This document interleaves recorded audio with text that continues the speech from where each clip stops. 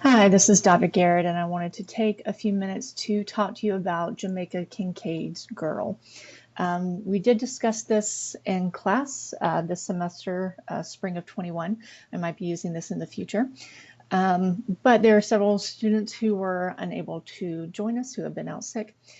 So I just wanted to follow up and make sure everybody has the information they need.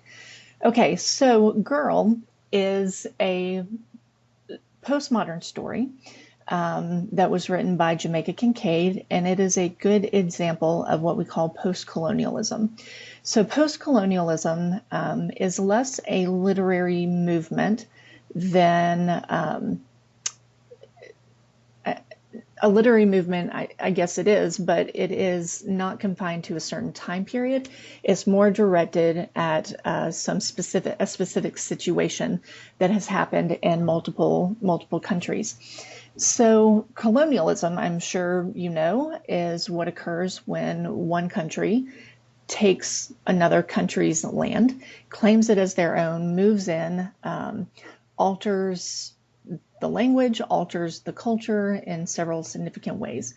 So post-colonialism is what you have when when the conqueror, when the colonists move out. What's left is often referred to as post-colonialism.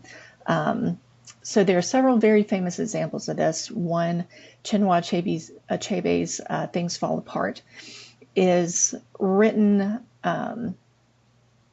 in English about the Igbo tribe, his own tribe, the tribe he would have descended from. And it's about how the British came in and conquered their people.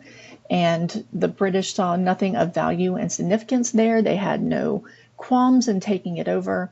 And part of Achebe's point is to say, no, we had a distinct culture and society. We had religion and we had law and we had order.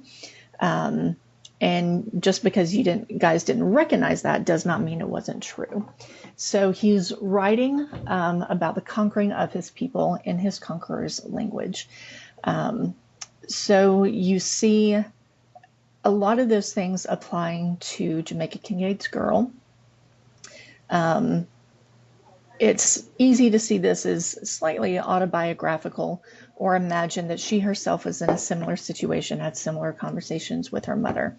Jamaica Kincaid grew up in an island in the West Indies called Antigua, and it was an island that was conquered by the British at some point. So it is an example of post-colonialism. And you see in this story kind of a culture clash that the mother is attempting to train her daughter in how to survive in two different cultures. The mentioning the things that the British would expect that part of their culture would anticipate of her, and things that are appropriate according to their own native beliefs and understandings that would have been on the island originally before the British conquered them. So the things that indicate colonization would be the mother talks about tea time, having tea ready for her father, taking care of her father's khaki uniform.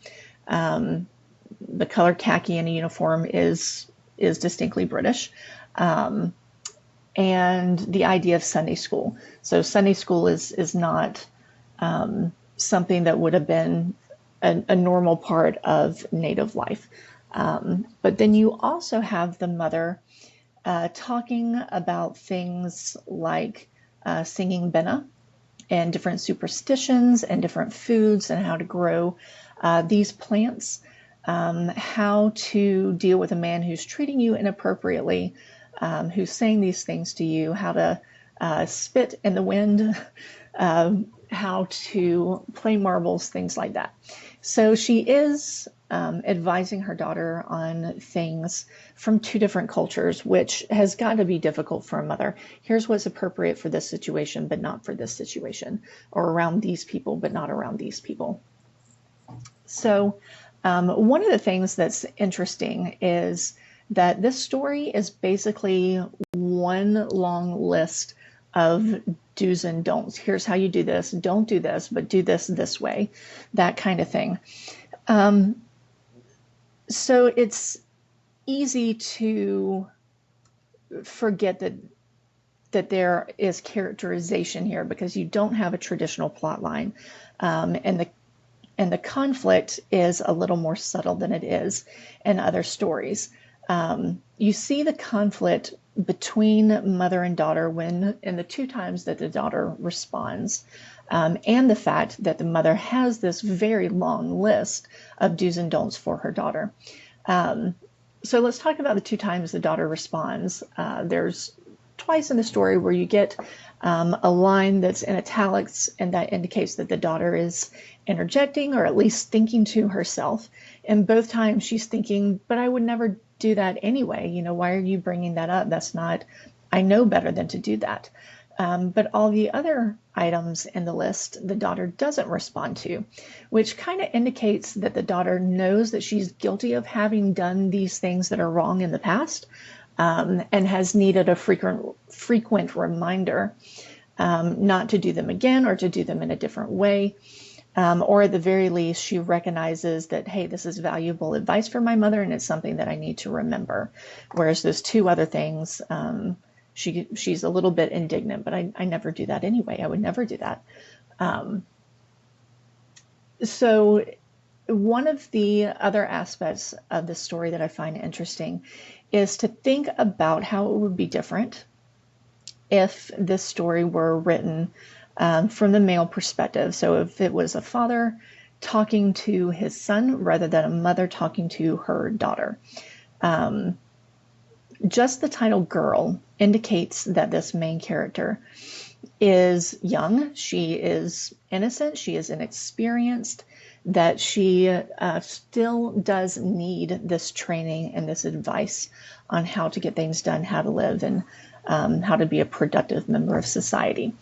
If it were father to son, a few students noted in class that it would be probably a much less domestic list, that the father would be more concerned with how you provide for a family rather than how you take care of the family, the ins and outs of planting and cooking. It's likely that a father would be less concerned with how others are perceiving his son, whereas the mother is very concerned about how people will perceive her daughter. She uses that term slut, which has a very different meaning in that society than it does for us now in the 21st century in the United States. So we connect that with girls being sexually promiscuous. And it is a term in both its original and current meaning that is directed at women. So it is a gendered term. And it's a term that would not be used if it were a story written from a father to a son. So let me just mention that term in its original form is talking about the neatness and propriety of a young woman, so that she not be slovenly or lazy or wear ill-fitted, unclean clothing, things like that. So it's again, it's about people's perception of her. So it has nothing to do with promiscuity like it does now. So that's why the mother bandies around that word, and we see it and go, "Oh, why would you ever say that to your daughter?" Right? All right. So I think that's all I want to say. That it is a very gendered story. It is a post-colonial story. It is postmodern, and we see that in the fact that there's not really a beginning, middle, end. You don't get that introduction and then climactic point and a resolution.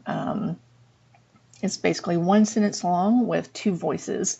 So that experimentation with different ways of saying things and having the daughter's voice undermine that authoritative voice of the mother is a postmodern idea. All right, thanks. I hope that helps.